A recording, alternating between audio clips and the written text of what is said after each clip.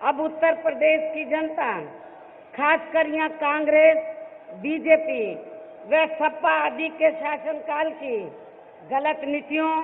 व गलत कार्य प्रणाली को काफी अच्छी तरह से समझ चुकी है। और इस संबंध में सबसे पहले मैं ये कहना चाहूंगी कि आजादी के बाद जब अंग्रेज अपने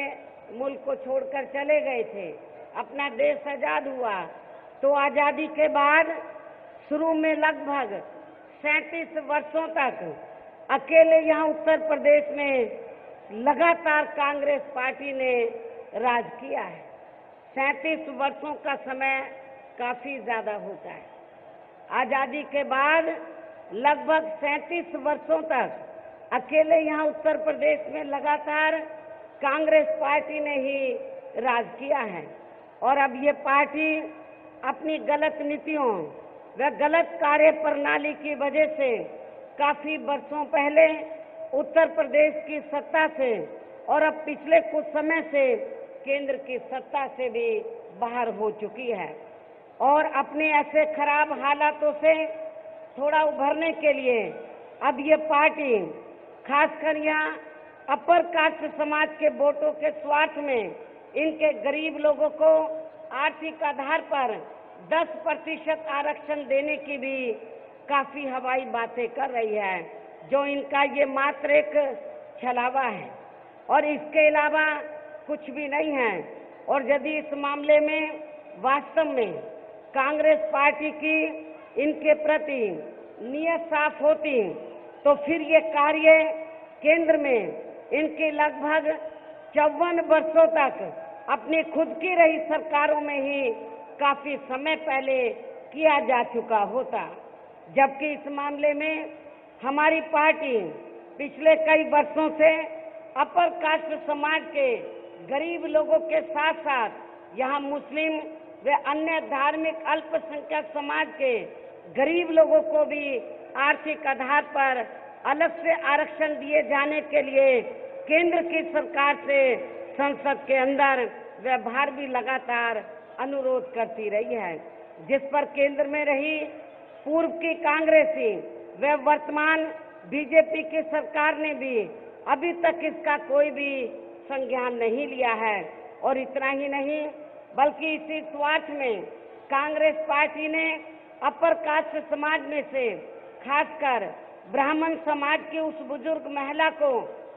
यहाँ प्रदेश में होने वाले विधानसभा आम चुनाव में अपनी पार्टी का मुख्यमंत्री पद का भी उम्मीदवार घोषित कर दिया है,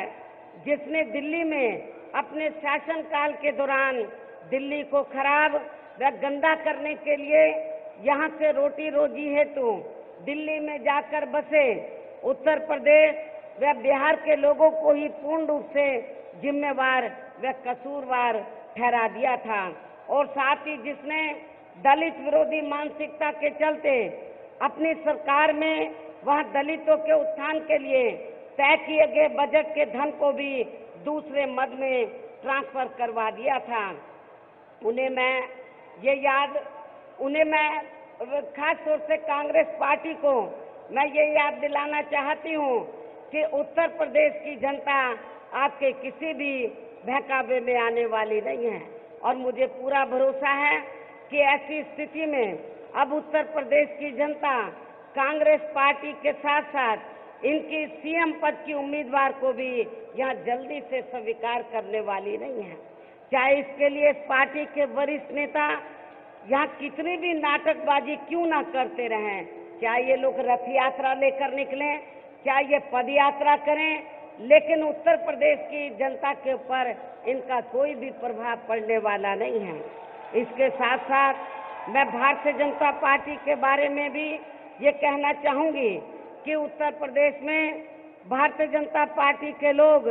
खासकर यहाँ विकास के नाम पर जो सत्ता में आने की बात कर रहे हैं, तो उन्हें मैं ये भी याद दिलाना चाहती हूँ कि उत्तर प्रदेश में भारतीय जनता पार्टी ने भी लगभग 6 वर्षों तक यहाँ राज किया है। कंपेयर किससे करते हैं? महात्मा गांधी से, पंडित जवाहरलाल नेहरू से, अटल बिहारी वाजपेयी से। हिम्मत देखिए। ऐसा लगता है मानो कौन सा किला फतह करके मंत्री साहब आए हैं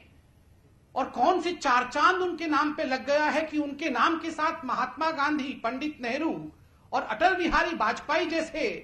नेताओं के नाम को जोड़ने की कोशिश की जा रही है।